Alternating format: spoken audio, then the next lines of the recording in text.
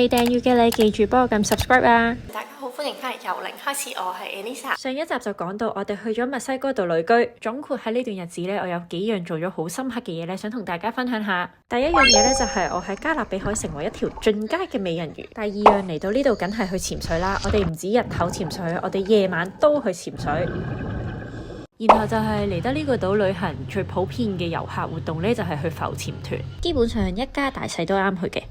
最後一樣就係我哋去咗自由潛水，影咗一輯好靚嘅水底攝影啊！如果你都有興趣呢幾樣嘢嘅話咧，記住睇落去啦。而家準備好啦，我嘅美人魚媽媽嚟接我啊！美人魚潛水咧，我之前已經學過㗎啦。我今次嚟墨西哥咧就係進修嘅，然後我就揾咗個1對1嘅教練。Welcome。我自己覺得咧，美人魚潛水其實唔算一個好大路嘅運動嚟嘅，咁我介紹一下先啦。佢都係自由潛水嘅一種嚟嘅。咩係自由潛水呢？簡單啲嚟講呢，就係你靠吸一啖氣，然後呢就維持你喺水底嘅活動。至於可以潛幾耐啦，潛幾深啦，咁就係睇下你嘅修行咯。所以其實好多人呢都會視佢為一種極限運動嘅。咁美人魚潛水呢，就係其實結合咗自由潛水啦，同埋喺水底嘅藝術表演，令你可以好優雅咁樣喺好似童話入面嘅美人魚一樣。開頭咧就將啲理論嘅知識溫故知新一下。喺泳池度上堂嘅老師會睇下你嘅程度去到邊度啦，同埋改進下你嘅動作啦，同埋呼吸。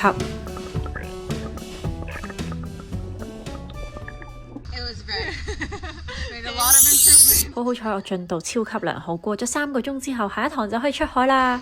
喺未接觸呢個運動之前呢，睇到啲水族館嘅美人魚表演者咧，好似好簡單咁啦。其實諗下呢個活動係一啲都唔簡單。首先你就要喺大海入面綁住你隻腳啦，然後仲要唔可以唞氣啦。咁所以呢，係少啲體能都唔得嘅。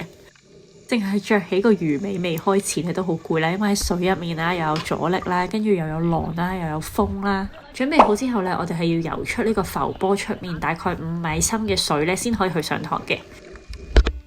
喺進階嘅美人魚課程啦，除咗點樣可以改進你嘅泳姿同埋技巧，部分嘅考核呢，就係關於一啲救援嘅技術啦，點樣去應對水下突然發生嘅情況啦，例如你嘅同伴缺氧啊，或者佢抽筋啊咁樣。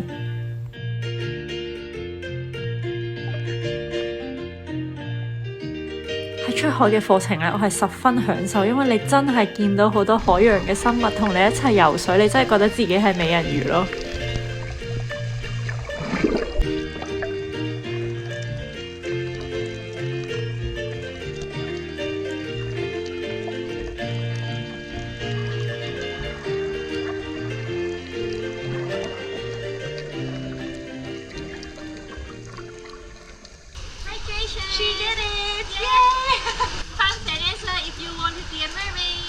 真係好好彩揾到一個好嘅教練。Vanessa 都係加拿大人嚟㗎，不過幾年前呢，佢就搬咗落嚟墨西哥定居。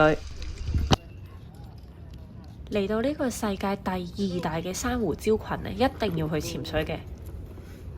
我哋依家喺碼頭準備好之後呢，就上船啦。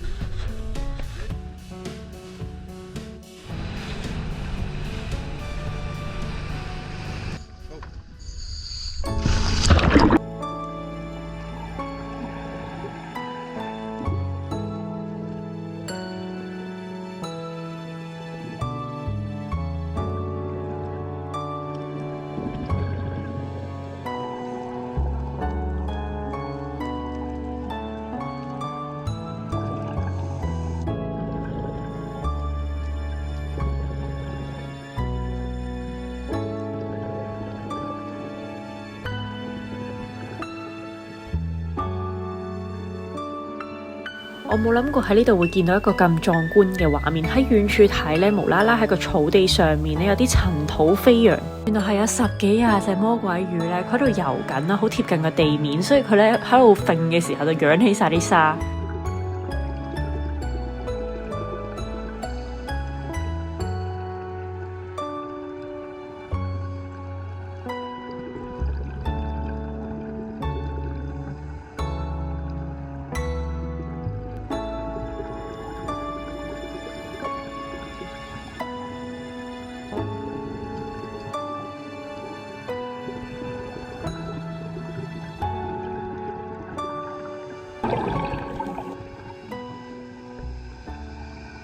通常一日朝頭早咧就會潛2樽啦，2樽嘅中間咧就會有一個休息嘅時間，車咗你一個好淺嘅沙灘，然後浸喺呢個咁靚嘅加勒比海入面咧，一邊咧就食下茶點休息下。點知咧食下咧見到腳底咧都有魔鬼魚走過啊！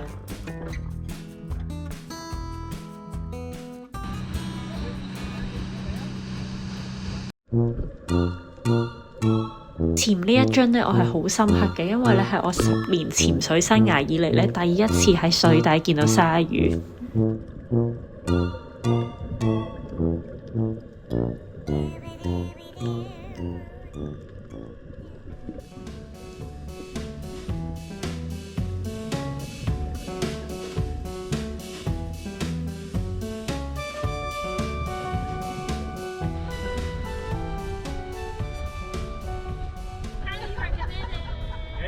夜潛呢，我哋跟咗另一個靚仔教練啊！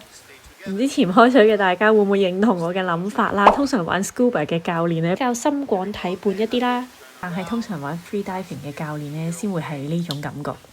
然後呢，我哋就開始做 briefing 啦。呢個夜潛呢係岸潛嚟嘅，我都幾中意呢個靚仔教練呢，係因為佢係好有要求嘅。因為呢，其實當你攞到潛水證之後呢，基本上你都係一路享受5星級嘅服務啦。所有人呢就會幫你準備晒所有嘅嘢，跟住你就可以落水就係㗎啦。但係呢個教練呢係有要求地呢，要我哋由頭到尾所有嘢呢都要自己整啦。咁所以我覺得好似俾我咁多年之後呢重溫咗一次咁樣咯。依家日落差唔多嚟啦，我哋就開始我哋嘅 night dive 啦。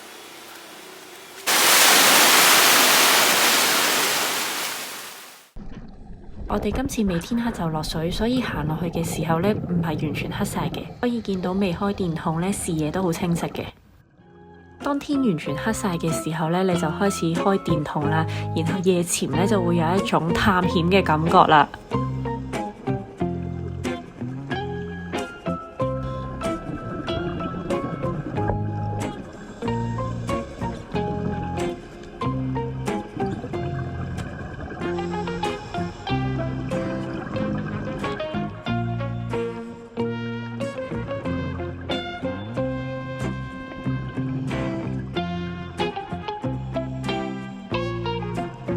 上返水嘅時候，仲喺遠處見到一隻好大嘅遊輪啊！親眼睇真係好靚㗎，不過 GoPro 夜晚就影唔到出嚟。之後呢個活動就係一家大細都啱去嘅。嚟得呢度嘅遊客呢，通常都會去嘅浮潛團，最出名就係會帶你去一個叫 LCL 嘅沙灘，睇滿地嘅海星同埋魔鬼魚。我都知超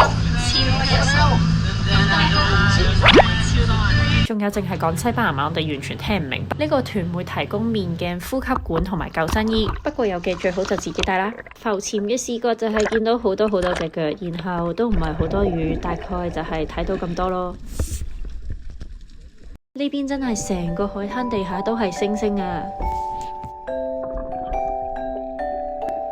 而學識自由潛水嘅好處呢，就係當大家都喺上面浮下嘅時候，你就可以潛落水底享受啦。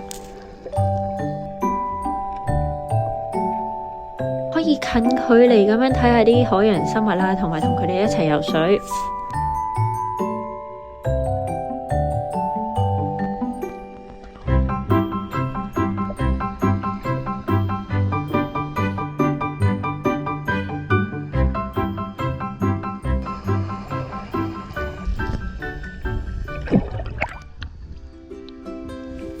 浮潛完之後呢，就會去到一個淺嘅沙灘啦，船家會準備好茶點，然後同團友一齊傾下偈，浸喺水度，就過咗一個下晝啦。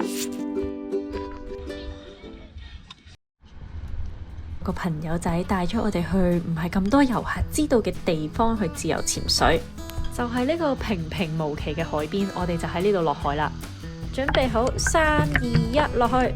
首先水有幾清咧，就真係唔使講啦。間咧雖然冇話好驚豔嘅潛點咁樣啦，但一路咧都會有好多魚仔嘅，都幾有趣。有啲地形咧仲可以落去捐山窿，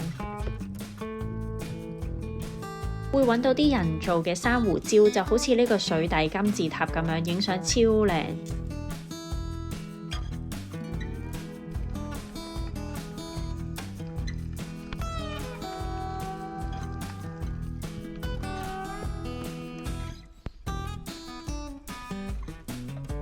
今次真係超開心，因為通常我同老公去咧都係佢影我啦，但係今次有朋友仔同我哋一齊去水底攝影嘅話咧，就係可以記錄低我哋兩個一齊嘅畫面。